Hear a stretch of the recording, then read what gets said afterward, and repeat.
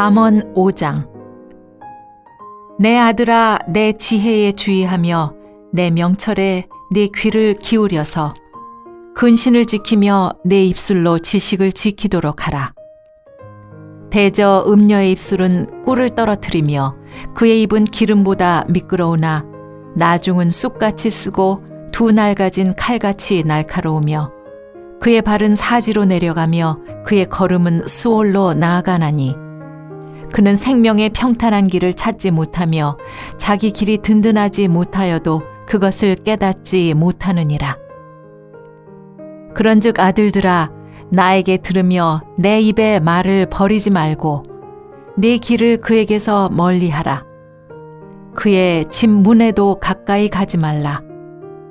두렵건대 네 존영이 남에게 잃어버리게 되며 네 수한이 잔인한 자에게 빼앗기게 될까 하노라. 두렵건대 타인이 네 재물로 충족하게 되며 네 수고한 것이 외인의 집에 있게 될까 하노라. 두렵건대 마지막에 이르러 내 몸, 내 육체가 쇠약할 때 네가 한탄하여 말하기를 내가 어찌하여 훈계를 싫어하며 내 마음이 꾸지람을 가벼이 여기고 내 선생의 목소리를 청종하지 아니하며 나를 가르치는 이에게 귀를 기울이지 아니하였던고.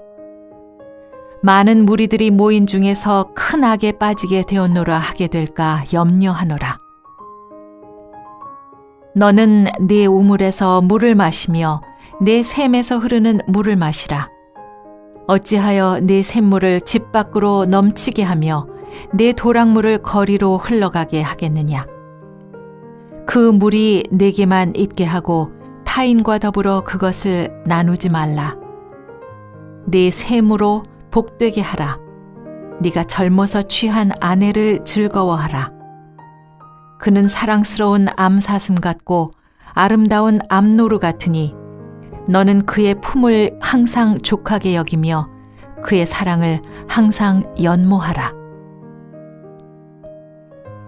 내 아들아, 어찌하여 음녀를 연모하겠으며 어찌하여 이방 계집의 가슴을 안겠느냐.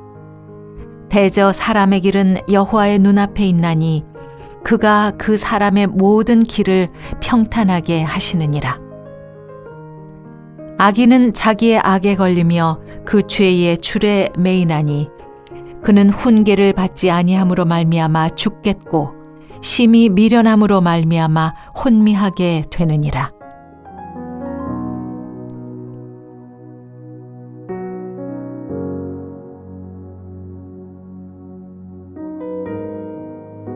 할렐루야. 오늘 하루도 하나님의 은혜 가운데 믿음으로 승리하는 하루의 삶이 되시기를 소원합니다. 사람들은 누구나 욕구를 가지고 있습니다. 물질욕, 명예욕, 권력욕, 수면욕, 식욕 등등 이러한 욕구들을 가지고 있죠. 그런데 이러한 욕구들의 중심에는 자아라는 요소가 있습니다. 즉, 세상에서 만족을 이루기 위해 가지는 자기 중심의 욕구들인 것이죠. 이러한 욕구들을 자기 중심의 만족으로 채우려 할 때 그것이 죄를 낳게 되고요. 결국에는 그 죄들로 인하여 사망에 이르는 결과까지 도래하게 된 것입니다. 도달하게 되는 것입니다. 오늘 우리가 읽은 본문은 저자가 젊은이들에게 음녀의 유혹을 경계하고 잘 분별하여 이길 것을 권면하고 있는 내용입니다. 이것은 음녀라고 하는 젊은이들이 가장 약하게 넘어갈 수 있는 이 유혹의 대상으로 은유적으로 표현하고 있는 것이지만 오늘 우리 성도들에게 닥쳐오는 죄악의 유혹을 표현하는 것이다 라고도 할 수 있습니다. 그렇다면 오늘 본문은 어떻게 이러한 죄악의 유혹을 이기고 극복할 수 있는지 본문의 말씀을 통해서 발견하고 교훈을 얻는 시간을 갖고자 합니다. 첫째로 근신과 입술을 지켜야 합니다. 2절에 근신을 지키고 입술의 지식을 지키라 라고 말씀하고 있습니다. 근신이라고 하는 이 히브리어 단어 메짐마 라고 하는 이 단어는 생각하다, 궁리하다라고 하는 이 의미의 동사 잠함에서 유래한 명사인데요. 이것은 분별력이나 신중함을 의미하는 것입니다. 지금 잠언의 기자는 젊은이들에게 음료의 유혹에 대해 경계하고 있습니다. 유혹의 분별력을 가지고 신중하게 대하기 위해서는 늘 깨어있고 정신을 차리고 있어야만 된다라는 것이죠. 죄악이 우리를 유혹하여 넘어지게 만들고 있는데 그것이 죄악의 유혹인지 모르고 앞에 보이는 달콤한 것만 보고 쫓아가게 된다면 결국에는 그 유혹으로 인하여 파멸의 결과를 맞이하게 될 것입니다. 아무리 자신에게 유익을 주고 만족을 주는 것일지라도 그것이 육신의 유익과 만족은 될 수 있으나 영적으로는 결코 유익이나 만족이 될 수 없는 것임도 우리가 기억해야 합니다. 이렇듯 분별함을 갖기 위해서는 날마다 말씀과 기도로 살아가는 삶이어야 합니다. 인간은 육신과 혼과 영을 지닌 존재이지만 육신 가운데 살아가고 있는 존재이기 때문에 영적으로 분별하며 살아가기는 쉽지 않습니다. 그렇지만 이러한 상황 가운데서도 하나님의 말씀과 기도를 통해 영적으로 분별할 수 있는 길을 우리에게 허락해 주셨습니다. 하나님을 믿는 성도는 비록 세상의 육신적인 요소 가운데 살아가는 존재들이지만 영적인 분별력을 가져야만 합니다. 그래야 하나님께서 원하시고 기뻐하시는 것이 무엇인지 우리가 그 가운데 발견하여 그 뜻에 합당한 삶을 살아갈 수 있게 되는 것입니다. 하나님의 말씀과 기도로 살아가는 삶이 되셔서 우리에게 끊임없이 다가오는 죄의 유혹을 잘 분별함으로 날마다 승리하는 삶이 되시기를 소원합니다. 두 번째로 죄의 유혹이 어떤 것인지를 우리는 바로 알아야 합니다. 3절 말씀에 보면 음녀의 입술은 꿀을 떨어뜨리며 그의 입은 기름보다 미끄러우나 라고 말씀하고 있습니다. 이 말은 말씀의 교훈을 받는 젊은이들에게 있어서 음녀의 입술에서 나오는 말의 유혹은 그 어느 것보다 달콤하게 다가와 조종하는 큰 힘을 발휘하게 된다라고 하는 이런 의미가 담겨져 있습니다. 분별력 없이 그 유혹에 휩쓸려 넘어가게 될 경우 고통과 파멸의 결과를 낳게 되죠. 이것은 잠언의 저자인 솔로몬 왕이 젊은이들에게 주는 교훈이지만 오늘을 살아가는 우리 신앙인들에게 주는 교훈이기도 합니다. 음료는 죄를 의미한다라고 볼 수 있습니다. 이러한 의미로 보게 될 때에 죄의 유혹은 우리에게 달콤하게 다가옵니다. 우리가 가장 넘어지기 쉬운 요소로 다가오게 됩니다. 그 유혹은 사람마다 다 다를 것입니다. 우리가 약한 요소는 각자 사람마다 다 다를 것입니다. 물질에 약한 사람이 있을 것이고요. 명예나 권력에, 또한 수면에, 먹는 것에, 또한 성적인 것에 약한 요소가 있는 사람들이 있을 것입니다. 이러한 유혹의 요소들, 자기가 넘어질 수 있는 요소들은 다 다르고 다양하겠지만 그 유혹은 우리에게 결코 무섭게 공포나 두려움으로 다가오는 것이 아니라 꿀처럼 달콤하게 우리가 만족할 만한 것으로 다가온다라는 것입니다. 무식하면 용감하다라는 말이 있습니다. 잘 알지 못하기 때문에 그것이 위험한 것인지 나쁜 것인지도 모르고 달려들다 낭패를 보는 것에 빗대어 하는 말입니다. 죄의 유혹이 어떻게 우리 인생에게 다가오는지를 잘 알면 우리가 그것을 경계하게 될 것이고요. 또 끊어내고 이겨내게 될 것입니다. 사탕과 초콜릿은 달콤합니다.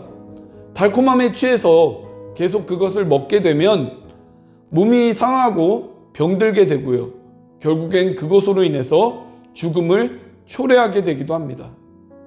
죄의 유혹이 우리에게 어떻게 다가오는지 알고 내가 어떠한 것에 가장 쉽게 넘어가는지 우리가 알고 있을 때에 그것을 경계하고 분별함으로 이기게 되는 것입니다. 우리가 이러한 분별력과 또한 말씀으로 인한 경계를 가지고 나아감을 통해서 우리에게 다가오는 죄악의 유혹을 이기며 살아가는 우리의 삶이 되시기를 소원합니다. 셋째로 우리는 죄의 유혹에서 멀리해야 합니다. 8절 말씀에 이렇게 말씀하고 있습니다. 내 길을 그에게서 멀리하라. 그의 집 문에도 가까이 가지 말라라고 말씀하고 있습니다. 기도와 말씀으로 깨어있는 모습이기도 해야 하지만 그 유혹에서 우리는 결국 유혹의 자리에서 멀리해야 합니다. 깨어있어 기도와 말씀으로 죄의 유혹을 끊어내고 이길 수도 있지만 그것을 온전히 이기고 극복하기 위해서는 멀리해야 합니다.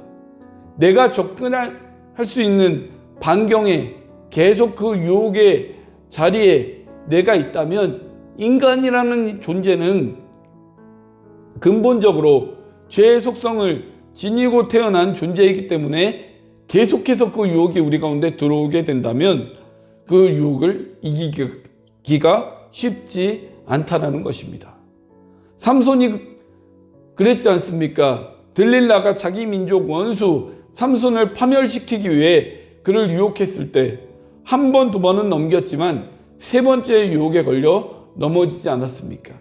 만약 첫 번째 유혹을 받았을 때 그가 자신을 파멸시키기 위한 유혹이구나를 깨닫고 멀리했다면 과연 이러한 비참한 결과가 그에게 일어났을까라고 생각해 봅니다. 계속된 유혹이 다가옴에도 끊지 못하므로 결국에는 넘어가게 되고요. 그에게 다가온 결과는 비참하고 초라한 결과를 낳게 되지 않았습니까? 분별력을 가지고 무엇이 죄인지를 우리가 바로 알고 지금 나에게 유혹하며 다가오는 그런 것들을 우리가 아는 것도 중요합니다. 바로 알고 있는 것도 중요합니다.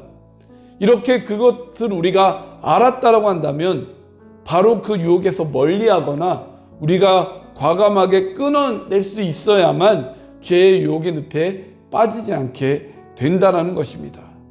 부지런히 우리의 주변과 나 자신을 살펴서 지금 나를 유혹하고 있는 죄의 요소가 무엇인지 어디에 있는지를 우리가 끊임없이 발견하면서 그것을 멀리하고 끊어내는 우리의 삶이 되시기 원합니다.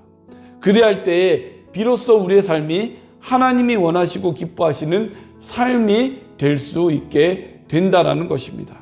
넷째로 우리의 죄의 유혹을 끊어내며 이겨낼 수 있는 방법은 코람데오의 정신으로 나아가야 합니다. 21절 말씀에 보면 대저 사람의 길은 여호와의 눈앞에 있나니 그가 그 사람의 모든 길을 평탄하게 하시느니라 라고 말씀하고 있습니다. 사람의 길이라고 하는 것은 어떠한 일을 계획하고 목적하고 그것을 이루기 위해 나아가는 방향을 의미합니다.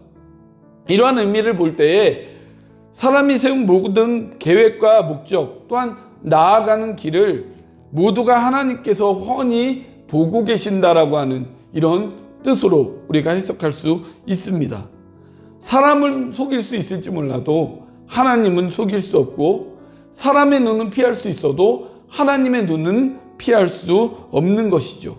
또 21절 하반절에 보면 그가 사람의 모든 길을 평탄하게 하시느니라 라고 말씀하고 있습니다.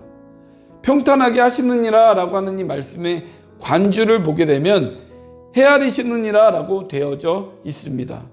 즉 하나님은 우리의 일거수일투족을 보시고 헤아리시는 분이시기 때문에 우리가 하나님의 눈에서 벗어날 수 없는 존재가 된다는 것입니다. 그러기에 신앙인으로서 우리가 죄악을 이기고 죄악의 길을 벗어날 수 있는 길은 코람데오의 정신으로 하나님을 늘 의식하면서 하나님 앞에서 하나님의 면전에서 우리가 살아가야 합니다. 하나님이 우리의 모든 생각과 계획과 행동을 보고 계신다라고 하나님을 의식하는 사람이 어떻게 죄를 지을 수 있겠습니까? 죄의 유혹에 쉽게 빠져 넘어갈 수 있겠습니까? 우리가 하나님을 의지하고 우리가 하나님을 의식하지 않고 하나님이 우리의 모든 것들을 보고 계신다는 것을 생각하지 않기 때문에 우리가 죄의 유혹에 넘어가는 우리 인생이 되지 않습니까? 원하기는 코람데오의 정신으로 늘 하나님이 우리의 행동과 말과 중심과 생각을 보고 계신다라는 것을 우리가 생각하면서 하나님 앞에서 하나님의 면전에서 그렇게 생활하시는 우리의 삶이 되시기 원합니다. 이러한 삶을 살아감으로 인해 우리는 믿음으로 승리하게 되고 결국엔 그 승리하는 삶을 통해 하나님께 영광을 돌리는 삶이 된다는 것입니다. 이러한 오늘 하루의 삶을 살아감으로 우리가 죄를 극복하고 승리하는 삶을 통해서 우리의 이런 삶을 통해 하나님이 영광 받으시는 우리의 삶이 되어지시기를 주님의 이름으로 간절히 축원을 드립니다. 기도하시겠습니다. 하나님, 우리는 끊임없이 날마다 죄악의 유혹 가운데 살아가는 인생임을 고백합니다. 하나님, 우리가 영적인 분별력을 가지고 날마다 말씀과 기도로 그 죄악의 유혹을 끊어내며 극복하며 이기게 하시고, 날마다 우리의 삶 속에서 우리의 말과 행동과 생각과 중심을 보시는 하나님을 우리가 의식함으로 죄의 유혹을 끊으면서 그 가운데 승리하며 하나님께 영광 돌리는 삶을 살아갈 수 있도록 우리 가운데 함께 하시고 인도하시고 우리의 삶을 보호하시고 주장하시고 주관하여 주시옵소서. 승리함으로 하나님께 영광 돌리는 오늘 하루가 되어지기를 주님의 이름으로 간절히 소원하며 이 모든 말씀 우리를 구원하여 주신 예수님의 이름으로 기도하옵나이다. 아멘.